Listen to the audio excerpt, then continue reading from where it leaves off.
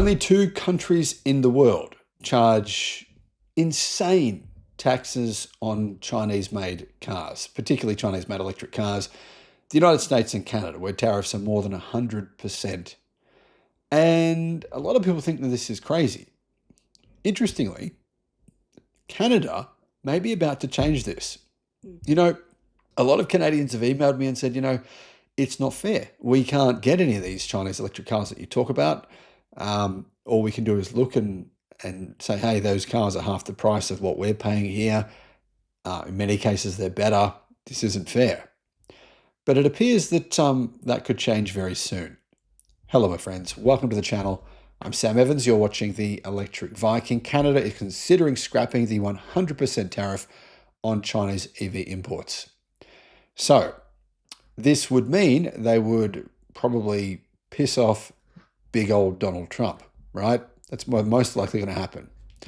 The Ottawa government is considering eliminating the 100% tariff on Chinese EV imports, aligning with China on EVs.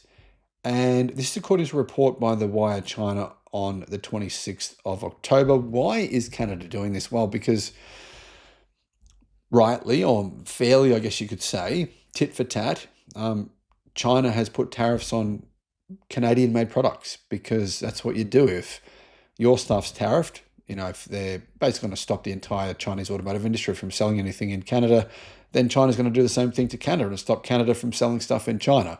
And obviously, because China is a much bigger market than Canada for everything, cars, food, anything you can think of, this hurts Canada more than it hurts China. And China has therefore, basically put itself in a position where it might win this competition. They've also emerged as an automaker powerhouse. And most North American consumers, unfortunately though for them, or maybe fortunately for their automotive industry, they haven't seen any Chinese vehicles on the roads because of the high tariffs on EVs. There's some Volvos that were made in China, but that's some Polestars, I think, as well, but that's about it. So this shift is coming as President Donald Trump's trade war has disrupted the deeply integrated US-Canada automotive supply chain.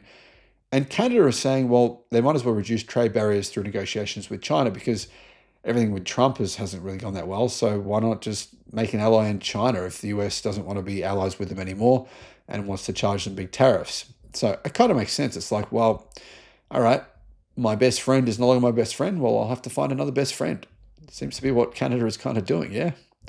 Canada imposed a 100% additional tariff on all EVs manufactured in China starting the 1st of October in 2024, so more than a year ago, following the US government's move. Obviously, there was some pressure on Canada to do the same. My solar and batteries. I've got a 50 kilowatt hour battery here, and I've got a big solar array. So I pay $0 for electricity. That's including charging my electric car. Resync Solar is the company that I used. I'll put a link to them in the description below. Canada does want to protect its automotive industry because that is a significant employer. And the truth is, if China is allowed with zero tariffs to sell cars in Canada, eventually they will take over the majority of the car market there. Prior to the additional tariff, EVs produced in China faced a 6.1% tariff when exported to Canada. After the additional tariff took effect, the tariff rate rose to 106.1%.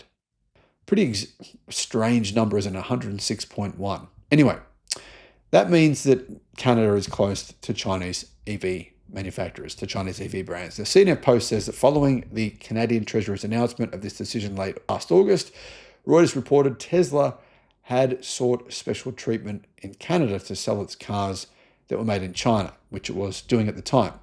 The US EV maker has a factory in Shanghai, which produces nearly 50% of its cars for global markets.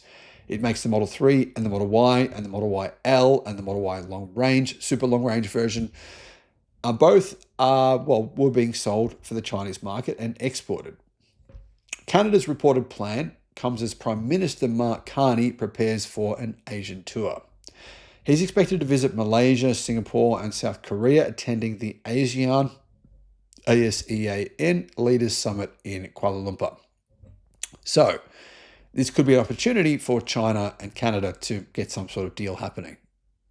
Carney wants to re-establish a strategic relationship with China while also aiming to hold talks with Chinese leaders during a summit, according to Bloomberg. And Bloomberg is saying that it's a very good chance that Canada will therefore scrap or at least significantly reduce tariffs on Chinese EVs. It could be 80% potentially.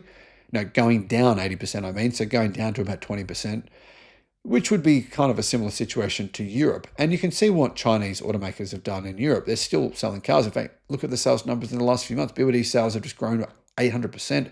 XPeng's EV sales have grown significantly in Europe. So have Leap Motors. So they found a way around it. And I think there's a high probability Canada will reduce tariffs. I don't think they're going to scrap them. I think Bloomberg's getting ahead of themselves here. But I do think they will reduce them. Guys, let me know what your thoughts are. How will this play out? How do you see this playing out? Let us know in the comments. Bye-bye.